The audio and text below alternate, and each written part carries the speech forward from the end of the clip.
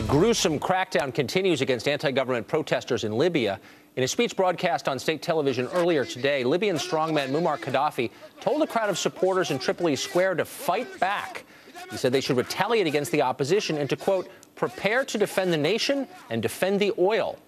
In response to the growing violence in Libya, White House Press Secretary Jay Carney said the U.S. is finally moving forward with plans to impose sanctions. Consistent with the president's tasking to the government to prepare options to hold the Libyan government accountable for its violation of human rights, we have decided to move forward with unilateral sanctions, which we are in the process of finalizing.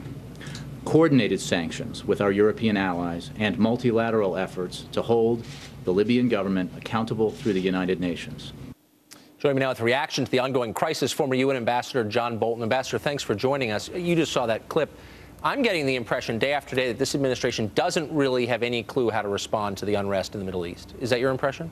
No, I think these people make the Keystone Cops look organized. In the case of Libya, we apparently have now gotten the bulk of the American citizens in that country out safely after delays and foul-ups with ships and so on that really left them very much at risk until they were finally extracted.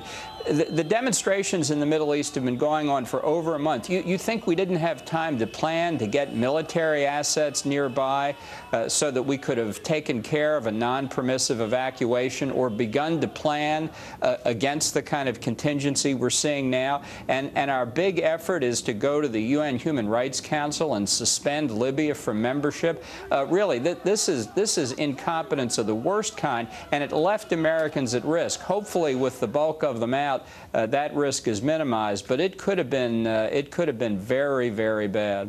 So I'm sort of losing track as to what the U.S. policy is on the democracy question. For the last maybe 10 years, we have heard about the merits of democracy and a democratic people are not warlike, and it's good for the world and good for America when countries become democratic.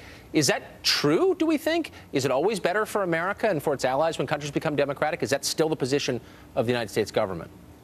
Well, I think if you had democracy in the sense of democracy as a culture, a way of life, not simply democracy as in finding a way to hold elections, just because there's turmoil in a region doesn't mean it's going to end up in a better situation. Libya is a perfect example. You could well see this degenerate into civil war. And in fact, I think that ought to be the contingency that we're planning for now, that the administration shows no signs of understanding. Because if the government itself collapses and we end up with effectively tribal warfare, you could see Somalia on the north coast of Africa, meaning that in a country without governance, effectively, terrorists could take root. So that ought to be what we're worried about next, although I don't see any sign that the Obama administration is even thinking about that. And yet, unlike Somalia, Libya has large proven oil reserves, and their future affects us directly. If unrest there and in other countries in that region lead to, say, $5.50 a gallon oil, that hurts the United States. That hurts our economy gravely. Are we prepared to do anything about that? Can we? Well, it doesn't seem like we've thought ahead to that contingency as well. You know, for what it's worth in terms of the potential loss of Libyan oil, the Saudis, ruled by a monarch and so on, have begun to take contingency plans to increase their production. I was just out in the Gulf region, and I think there's great concern that the United States doesn't seem to have its act together here. The fall of Libya into chaos would be a bad thing for oil prices.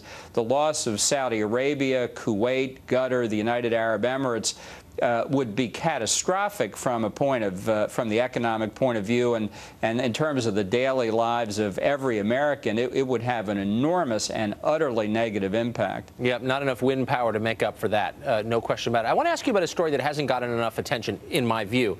A couple of weeks ago, a U.S. Embassy employee in Pakistan was robbed, or a victim of an attempted robbery by two men on the street, I think in Lahore, Pakistan. He pulled out a sidearm and shot them both. He was subsequently arrested. He has diplomatic immunity. He is in jail. Last week, the administration told reporters that this guy was a CIA employee, in my view, imperiling his life. Two questions. One, why did they blame him, and why haven't reporters said more about it? And two, why is the U.S. government allowing an American with diplomatic immunity to languish in a Pakistani jail?